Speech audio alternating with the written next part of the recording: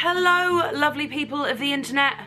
If it's not too late to say so, Happy New Year. Round about this time last year, I made a 2023 New Year's resolutions video, and I thought I would update you on how those New Year's resolutions went. And I also thought I would just update the jumper that I was wearing last year, which was a lovely pink and orange number, which I still have.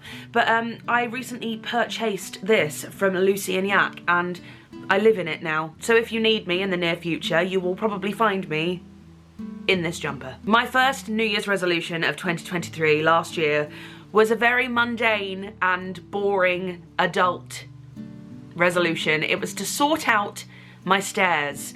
The stairs had been uncarpeted, half painted, just looking crap for like 3 years since I moved in 2019. And finally, last year, we had them carpeted, and it was the best feeling in the world. It is so bizarre and funny that something as simple as whacking some carpet on a set of stairs will bring such delight and a sense of wonder to a person.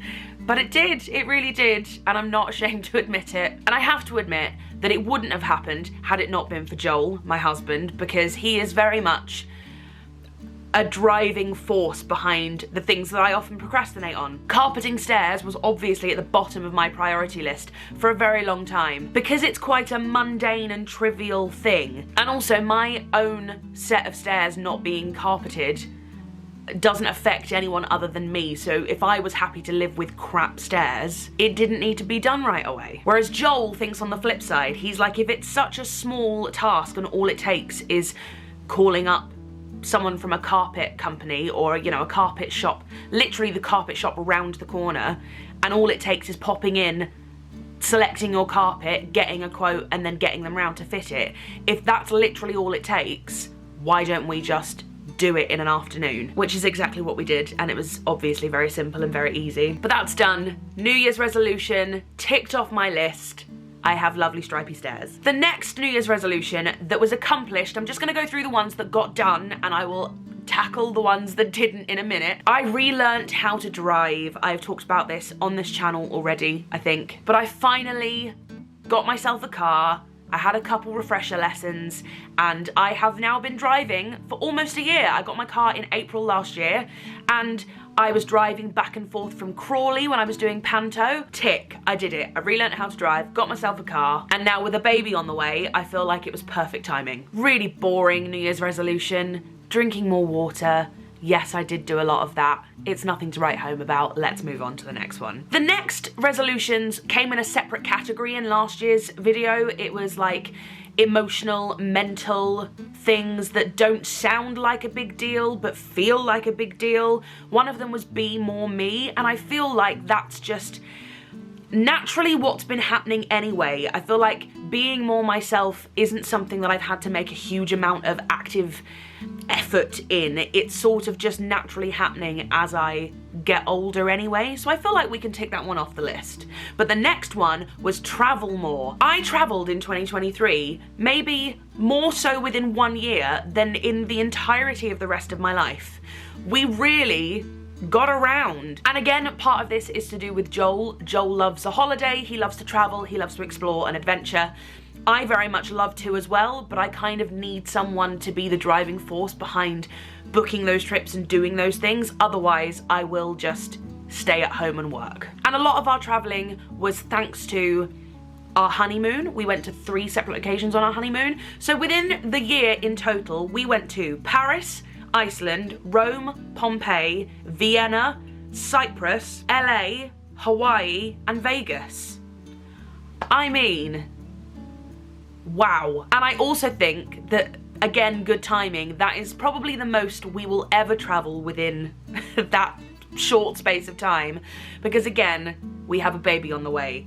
And I just don't think that traveling that much, we're definitely gonna try and travel and not let the fact that we have a newborn baby stop us from traveling as a family, because something that has been said to me by so many mothers is I wished that I had travelled more when they were smaller and more portable. So we do have plans to try and travel and not let having a baby stop us from traveling as a family unit, especially whilst the baby is more, as my friends have put it, portable. If it doesn't work out, it doesn't work out. You never know how these things are gonna go. But again, we are never going to travel as much as we travelled in 2023, even if we are determined not to let having a child stop us from travelling. That amount of travelling was unprecedented, even by our standards. And the final New Year's resolution that I feel like I did tackle is embrace social media more. However, I feel like I did it in an unexpected way. In my head, when I created that resolution, I feel like I was thinking,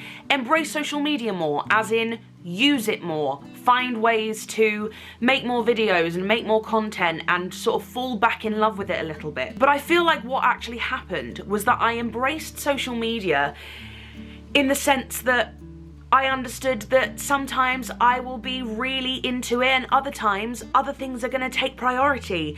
And I also embraced the fact that there's always going to be assholes who try and argue with you, and the best thing to do is just to leave them to it. There's always going to be people who leave a weird comment that literally makes zero sense. It's not even like they're trying to be nasty or mean. It just raises all of the question marks.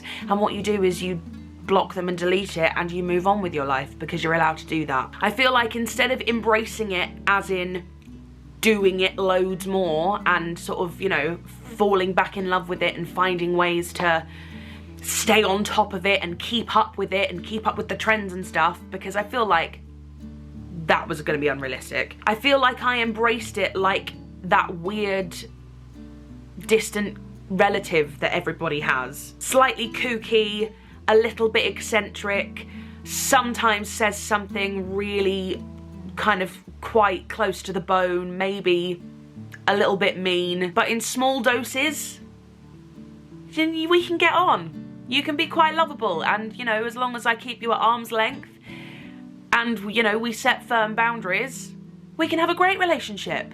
That's kind of how I feel that New Year's resolution went, and I'm not mad about it. The New Year's resolutions that definitely fell by the wayside were getting back into running, being more organised, but that was never gonna happen, and reading more. I had great ambitions to run more, but going from a tour into a West End show into a panto and falling pregnant in the middle of all of that, the running was just never gonna happen. I had such good intentions at the beginning of last year, but again, I feel like it's one of those resolutions that I'm not sad about not completing it, because I feel like my reasons for not completing it were pretty valid. Getting organised, again, lovely idea. The notebooks were there, the stationery was there, but again, my ambitions to be more organised was actually just an obsession with stationery. And again, so much happened that sort of threw me off kilter.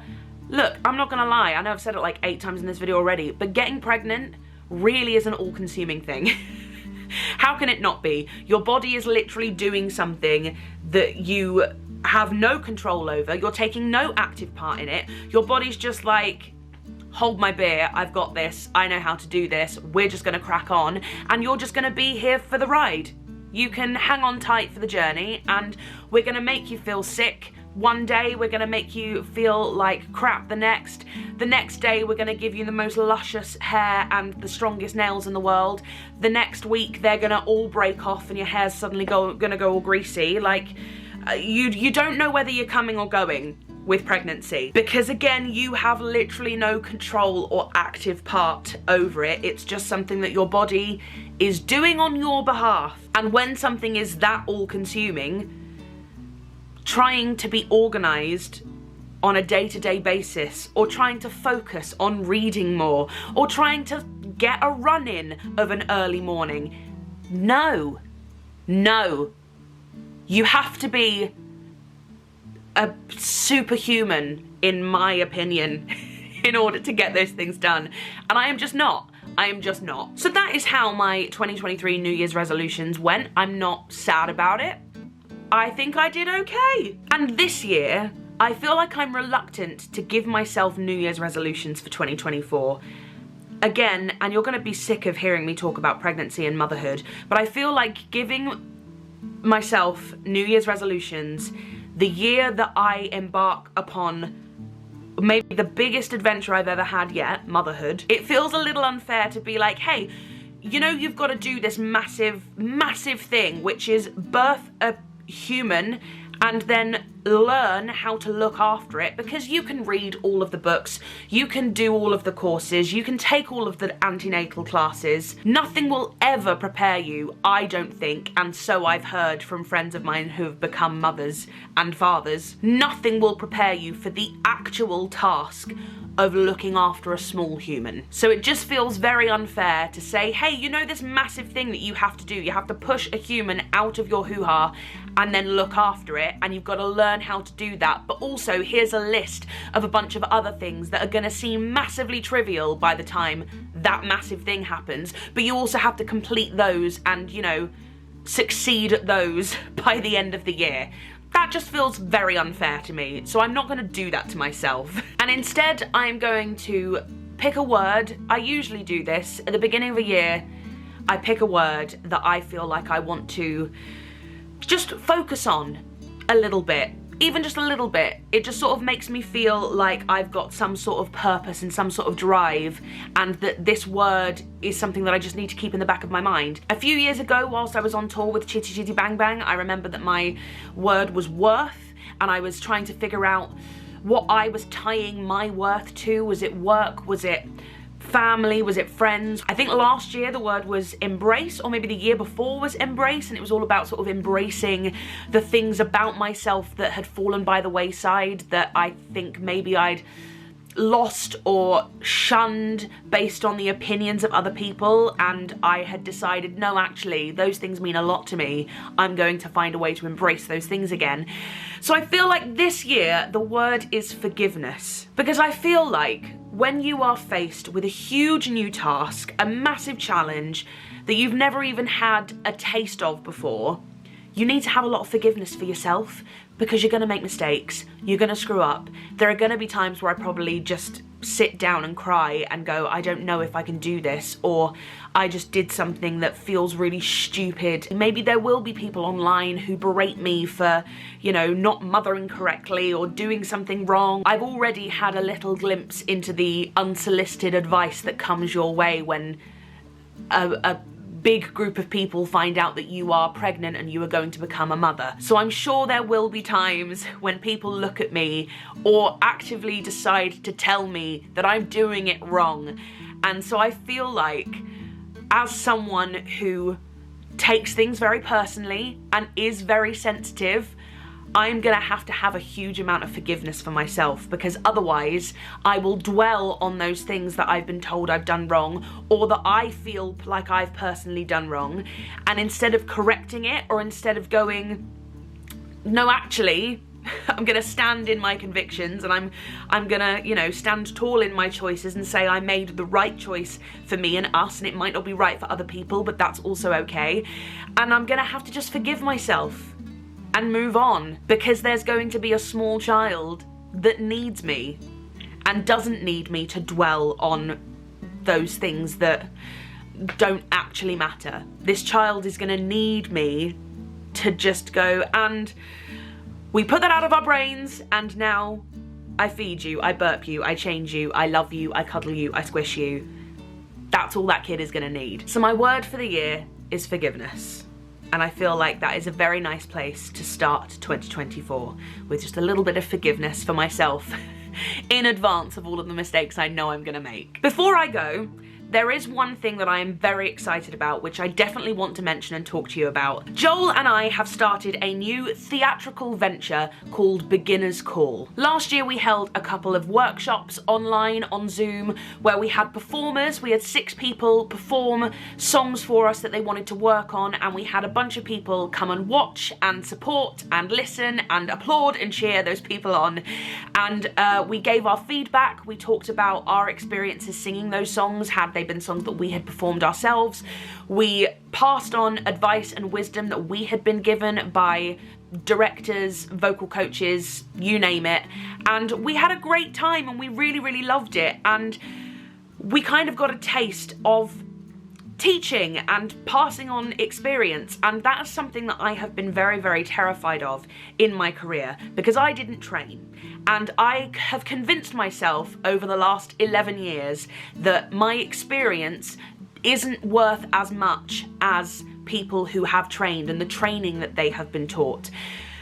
But as I've gotten older and the further into this very temperamental career that I have gotten, I have suddenly realised that experience does actually count for quite a lot. As long as you were talking about it from experience and you aren't saying, here are the hard and fast rules and this is all cut and dry and you have to do it this way and these are the rules and these are the do's and the don'ts. As long as you are saying, this is my experience and this is what I learned, and if sharing it helps someone, then that's amazing. Maybe it is worth something after all. And after many, many conversations with Joel about this, we came to the conclusion that if I feel that way about my experience, there are going to be hundreds of other wonderful performers, stage management teams, lighting designers, set designers, people who work in sound, wigs, wardrobe, all of these incredible people who work in theatre, who have experience to share and pass on. Why don't we set up a hub where we can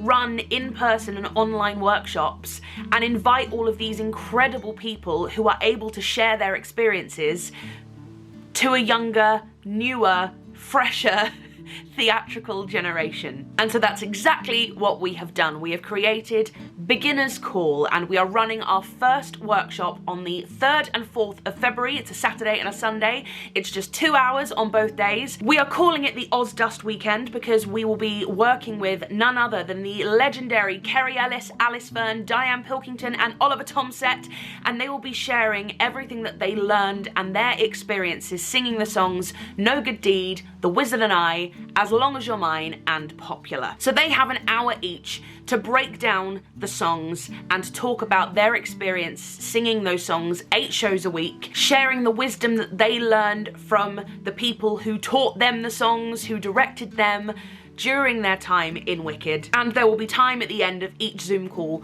for a little Q&A with the audience as well. These are online workshops, and I do have to say that these are not official Wicked workshops. They aren't endorsed by Wicked at all. But if there's anyone out there who's a big fan of the show or a big fan of these incredible performers, or maybe you're singing some of those songs in an audition coming up, or you're just a really big fan of singing those songs into your hairbrush in front of your bathroom mirror, these workshops aren't just for people who aspire to be in musical theatre. These are also for people who just love musical theatre an awful lot. So if you want to hear from 4 West End legends about their experience singing legendary songs in a legendary show, this is for you, and I will put the link to tickets below. You can get a ticket for the full weekend, you can get a ticket for just Saturday, you can get a ticket for just Sunday, you can also just get a ticket for one of the workshops. And make sure you follow Beginner's Call on Instagram. Again, I will put the link below because that is where we will post all of the news about our new workshops. So with that